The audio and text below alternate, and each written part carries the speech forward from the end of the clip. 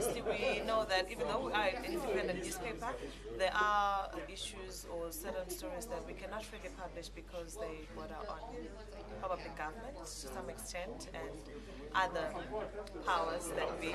So we need to be careful on what we report about, and also the fact that some of what we see as culture the world over would probably view it as human rights. So even there we try to be as careful as possible, though we do want to tell our stories in probably other mediums apart from just the newspaper, maybe writing on your Facebook page or something so that people can get the information. The society seems to be not familiar with the freedoms of the press, probably when it comes to critical reporting, and mainly the government is not still tolerable to the critical voices, mainly when it comes to reporting and investigative journalism. So what do you think would be the solution for this? And how do you see the future of journalism in Rwanda? One, the solution is about education. We need to educate our people about the role of journalism. And even we also need to talk and discuss with the people in the authority about probably about changing the attitude towards investigative journalism and critical journalism. That would probably bring a change, and I still have hope, and I have much faith in Rwanda in developing good journalism, ethical and very independent journalism. I have a lot of challenges. First of all, in my country, journalism is said to be a man's job. To every 10 men you have, you'll find one woman. That's how the ratio is. So we have a lot of men. And the men just think it is their world. So like me coming in as a manager, it has not been easy. There are times men don't want to listen. They don't want to take instructions from you. They just think they are the men and they should rule the journalism world. And another challenge we have is the freedom of information. We do not have freedom of information. You don't have access to information.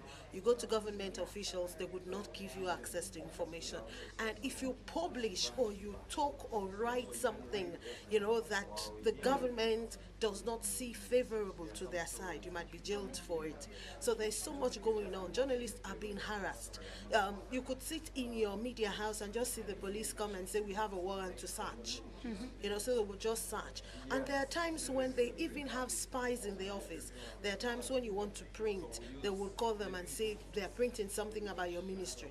And the police or the soldiers will just come in, search, possibly take all the papers you have printed for the next day. So those are major challenges. And of course, there are most media houses that are not well paid. So you find out that government officials pay them for the news. So whether it's the truth, or whether it's something that's of human interest, they will leave the human interest stories, publish stories about government officials because they pay.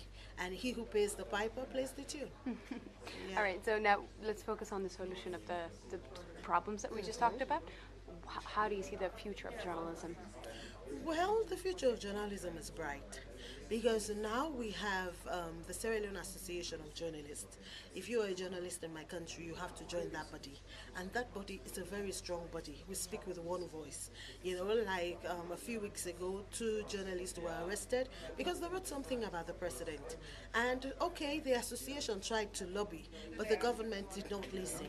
So what we did, because we have a very huge percentage of private-owned media houses, just one media house is owned by the government. So we came out and said, media blackout. Newspapers did not come out, radio was off, television was off. So it was a signal.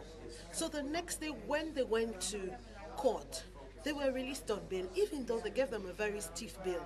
But we knew that our message, we sent a message and the government had the message. So if we continue to speak with one voice, I think we'll be able to overcome. Another thing is finance. If we have enough money to finance our media houses, then the government will not buy the news, or government officials will not buy the news. We will not depend on them for money. What we will do is we'll go out, get our stories and publish. So even if they call you and say, I want to give you money, you will not need it because you are well paid. We have so many challenges. First of all, I think it's about freedom of information because we have no free access to information in our country, and we need to have this bill voted by the National Assembly because it's quite difficult for journalists who work in Mauritius to have access to those information. Sometimes we publish information where we don't have two sources. It's not so balanced. We have some information and some unofficial information, and sometimes it's quite difficult to write a story, a complete story with that kind of information.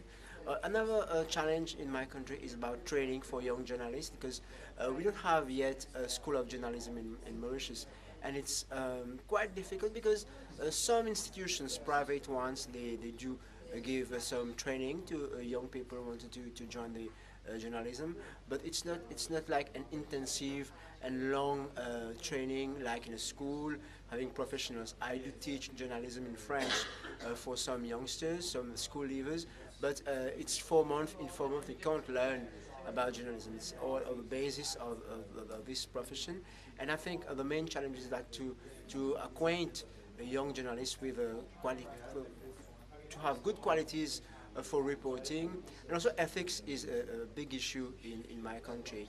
Some journalists, they have learned from others in their newsroom.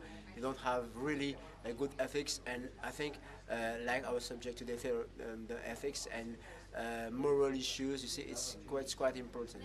Okay, so to fix that problem and have unbiased reporting in your country, what do you think would be the solution for it or the future of journalism in your country? You know, our politicians in Mauritius are quite allergic with critics. I think they should be very open-minded,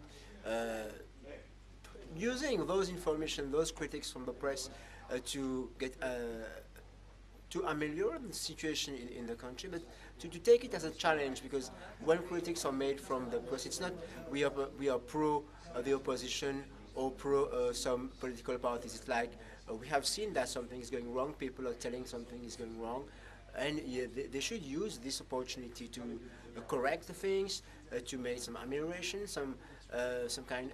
We can have something new for this society in Mauritius.